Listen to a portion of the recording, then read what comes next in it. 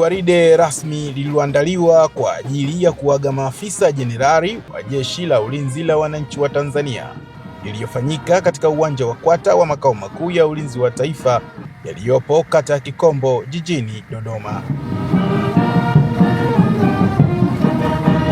Mkuu wa majeshi ya ulinzi Jenerali Jacob John Mkunda anasema huu ni utaratibu wa wanajeshi wa Jeshi la Ulinzi pindi wanapofika ukomo wa utumishi. Huu ni utamaduni wetu sisi wanajeshi wa kuagana, na huu sio utamaduni wa kuaga tu majenerali peke yake. Mwanajeshi yeyote kuanzia afisa mpaka askari ni lazima tuagane. Kwa hiyo ni tofauti, kuna tofauti tu ya kuagana. Jenerali ana utaratibu wake na askari wana utaratibu wao, maafisa wengine wana utaratibu wao. Kwa hiyo leo tulikuwa tunawaga majenerali ambao wamefanya kazi kubwa na ya kutukuka ya muda mrefu.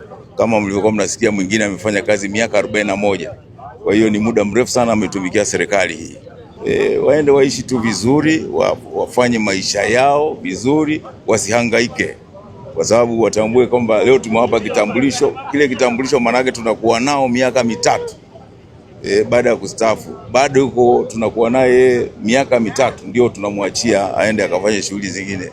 Kwa hiyo na waasa waende waishi vizuri, waishi maisha mema na familia zao, wasihangaike na mambo ya siasa na mambo ya mengine.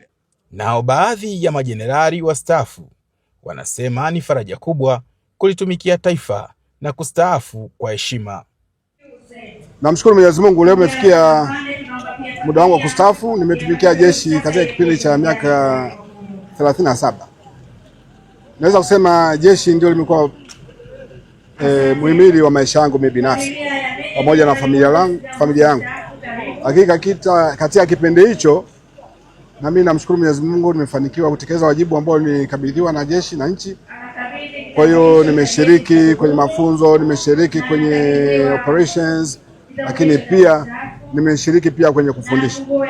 Hicho ndio kipindi cha muda wa maisha yangu jeshi. Kutumika kwa miaka 37 na kuondoka hujaleta changamoto katika taifa lako ni kitu cha kujivunia. Kwa hiyo najivunia Mwenyezi Mungu kunijalia huo muda wa kuweza kulitumikia jeshi, lakini kuitumikia nchi yangu. Shukrani. Ninapokamilisha utumishi ni ishara kabisa kuwa inawezekana kwanza kwa wanawake kulitumikia Jeshi la Ulinzi la Wananchi wa Tanzania kwa viwango mpaka vya kufikia jenerali na kumaliza wakiwa na nguvu kabisa kama mimi.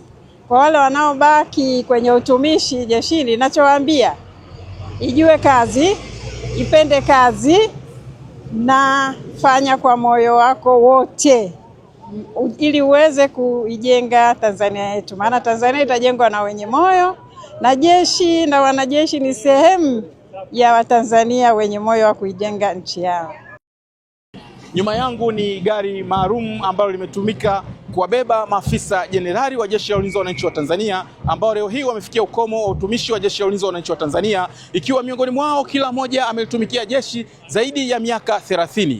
Nikiripoti kutoka makao makuu ya ulinzi wa taifa Kikombo, Dodoma, mimi ni afisa mteule daraja la pili Hamza Mashore.